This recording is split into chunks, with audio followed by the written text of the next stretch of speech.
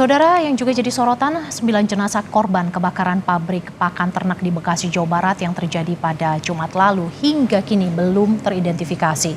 Keluarga korban kini mengumpulkan data untuk mempercepat proses antemortem dan identifikasi korban di rumah sakit.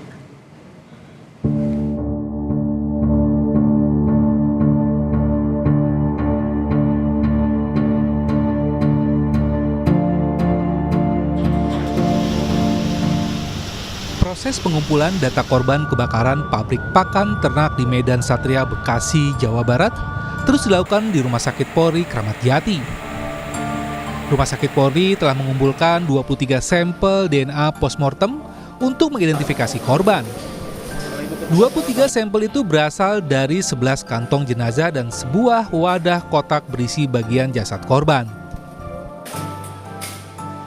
Pemeriksaan DNA merupakan metode yang kemungkinan menjadi pilihan utama untuk mengungkap identitas para korban, di mana sampel DNA yang terkumpul sebanyak 23 buah sampel DNA postmortem yang kita ambil dari 11 kantong jenazah dan 1 buah wadah kotak berisi body part.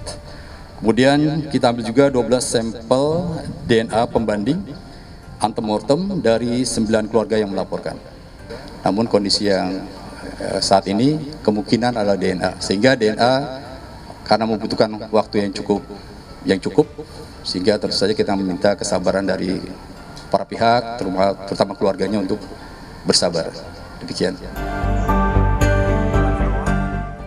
Pihak keluarga korban terus berdatangan ke posko antemortem yang didirikan di Rumah Sakit Polri guna memberikan data yang dibutuhkan untuk membantu proses identifikasi korban. Baik, tadi update-nya masih dalam proses apa ya? Proses, kita juga menunggu proses namanya prosesnya. Kan kita juga minta kejelasan sejauh mana semua proses yang dilakukan kan gitu. Ya dari sini cuma sedang diupayakan. Tadi katanya sempat menanyakan juga kan ya Pak, terkait dengan perusahaan seperti apa, sudah ada ke PR Polri atau seperti apa gitu. Kalau tadi Bapak menanyakan seperti apa? Perusahaan selama ini belum memberikan jawaban, cuma ya itu aja gitu.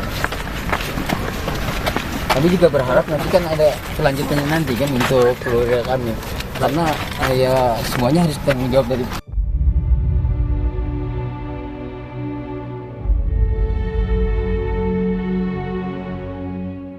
Sebelumnya, gudang korban pakan ternak di Jalan Pondok Ungu, Medan Satria, Bekasi, Jawa Barat terbakar pada Jumat lalu. Kebakaran dipicu ledakan dari sebuah gudang yang menyebabkan kepulan asap pekat.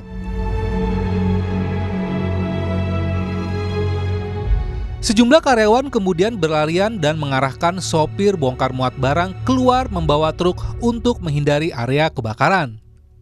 Menurut karyawan pabrik, suara ledakan terdengar hingga radius 500 meter dari gudang.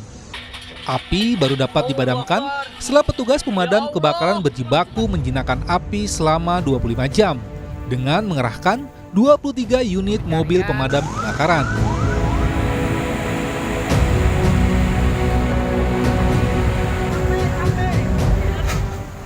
Kalau kita lihat posisi korban itu semua masih di dalam karena mungkin terjebak ingin keluar karena memang dengan cepatnya api merambat karena prosesnya kalau informasi dari para karyawan yang selamat itu ledakan dari alat produksi, mesin produksi Mbak. Jadi mereka mau keluar juga terhambat dengan material-material yang ada yang tentunya ya terjebak di dalam.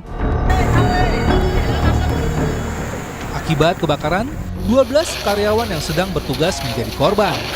9 orang dinyatakan tewas dan 3 lainnya mengalami luka bakar serius dan dalam perawatan di rumah sakit. Penyebab kebakaran pun kini masih dalam penyelidikan kepolisian.